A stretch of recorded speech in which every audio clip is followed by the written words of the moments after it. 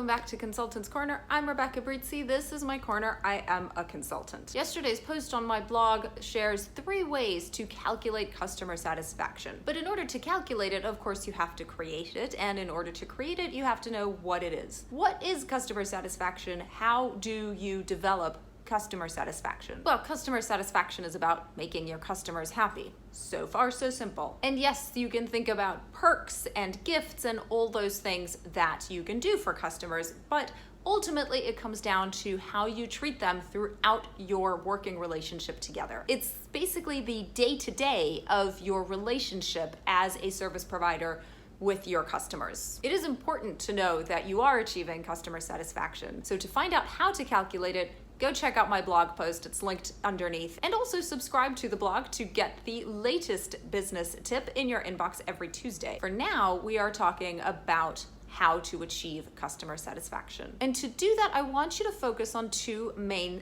things: managing expectations and removing mystery. Managing expectations is essential to customer satisfaction. This is all about that honesty, that under-promise and over-deliver, all those things you often hear about. And I like the term managing expectations because that's really what it comes down to. So long as there are no surprises for your client, you can and will achieve customer satisfaction. So that's what it's really about. It's about removing surprises because in a context of a service provider to client, most surprises are bad. This is about communication. If there is a problem, you communicate that as early as possible. If there's going to be a delay in service, you don't wait for the deadline to have passed. As soon as you're aware that there is a risk of a delay, you pick up the phone, you tell your client, and you explain why. These things are occurring. This is the consequence of that. This is a situation we're in, which means that the deadline needs to get pushed back by X number of hours or days. The earlier you can communicate that to the client, the better. The better you are managing their expectations. But to minimize the times that you have to call them to tell them about a problem, be very deliberate about how you manage expectations up front. Be very specific about the scope of what you are doing for them. Be very generous with your timelines for yourself. Explain very clearly what they are to expect and what's going to be happening throughout this process. When it does come to that idea of under-promising and over-delivering,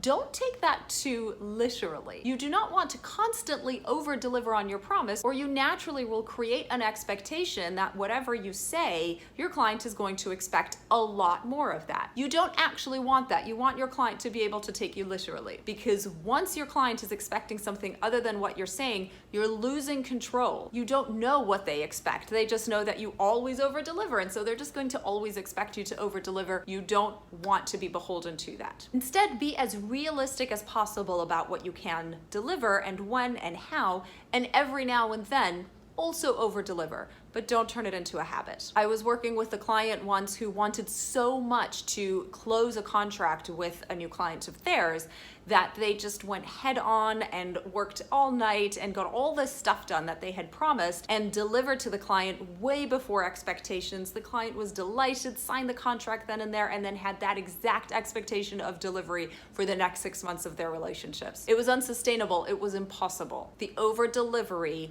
set them up for failure. Manage expectations. Your clients should know what to expect, and you should be able to deliver on precisely those expectations. The second part of creating customer satisfaction is removing the mystery. There should be no mystery ever, just like there should be no surprises. This is true of every interaction point with the client. How does the client buy from you? Make it very easy for them to buy from you before they're even a client. Don't make them have to do all this work or navigate in darkness in terms of how to contact you, how to evaluate you, how to communicate with you, what you cost, how long it's going to take, everything that they are thinking about before making a purchase decision. Same thing throughout the relationship. What is happening when they can't see you? What is expected of them? What do they have to bring to the table? Do they have deliverables? Do they have to participate in meetings? Will they have to do something actively? Let them know up front. How is it that you work with them? How is it that you will be communicating with them? How often? Everything that goes into your relationship with the client, make it very explicit. A lot of the stuff will be very normal normal and natural to you because you do it all the time, but you cannot take for granted that a client even knows to expect your call unless you have told them to expect your call. Remove all the mystery from your time together and then deliver on those expectations, and your customers will be happy and satisfied.